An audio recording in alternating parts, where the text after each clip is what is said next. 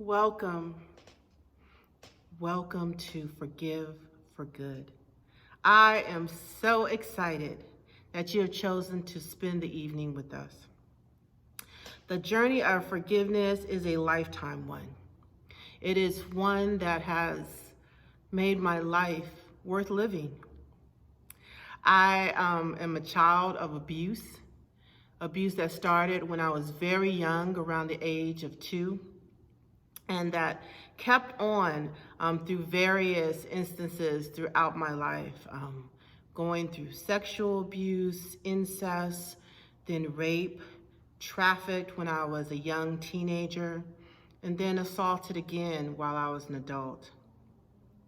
Also lived through being abused and battered by the police, a 5-alarm fire that almost took the lives of all of my family, and many, many, many more traumatic events. One of the events was when I was ill and I was dying of Graves' disease. It was misdiagnosed, they couldn't figure it out, and by the time that they did, I was hospitalized. And they couldn't regulate my heartbeat, they couldn't regulate my body, it was just off. My blood was gone, basically. I didn't have any blood in me and I needed a transfusion, which I didn't want. And so it ended up doing, they ended up pumping iron into me, liquid iron, and because I was so afraid of getting a transfusion because of the reactions that could have happened as well. And so while I was in the hospital, not able to talk and not really breathing and going in and out of what seemed like a deep and dark sleep, Reverend Eloise Oliver came into the hospital to visit me, and she cleared the room. She said, "Everybody get out." It was a ton of people around me and everybody was talking and doing everything. And so she threw them all out and she got up, and I remember her touching my legs through the blanket and, just putting her hands on me. And she said to me, "I remember there was a man, and that man got married." And at that time, I was just like, oh my God, because I knew she was right. At the time, about a year or so before that moment in the hospital, I was deeply involved in a relationship with a man that I was in business with, that I lived with, and that was also, we were also managing his mental illness together.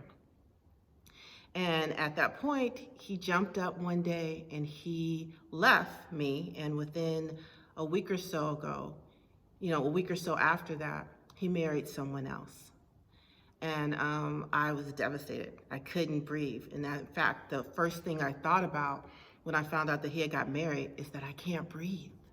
I can't breathe. And that was the feeling. And so when she said that, I identified that I couldn't breathe. And why I couldn't breathe is that I hadn't forgiven him. I hadn't forgiven the person that I thought I could trust my whole life with. I hadn't forgiven myself for even opening myself up to another person. And as soon as I forgave him, I felt better.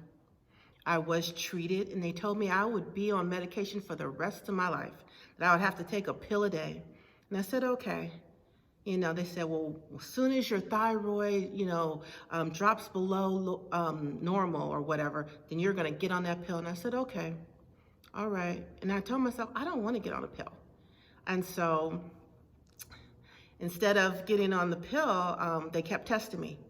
And they kept testing me and testing me and testing me.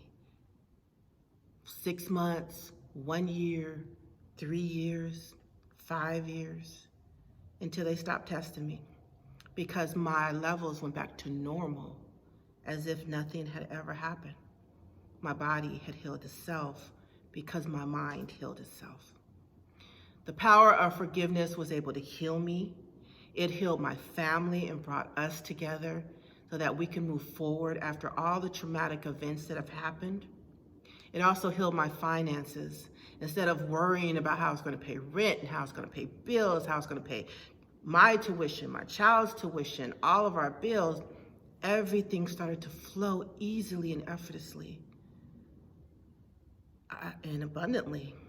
Checks come out of everywhere all the time, and I am forever grateful. So my hope for anyone that comes through my workshop is that you will be able to live life as if you've never been hurt and love so deep as if no one has ever broken your heart.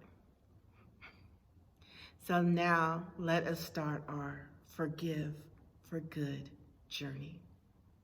Thank you.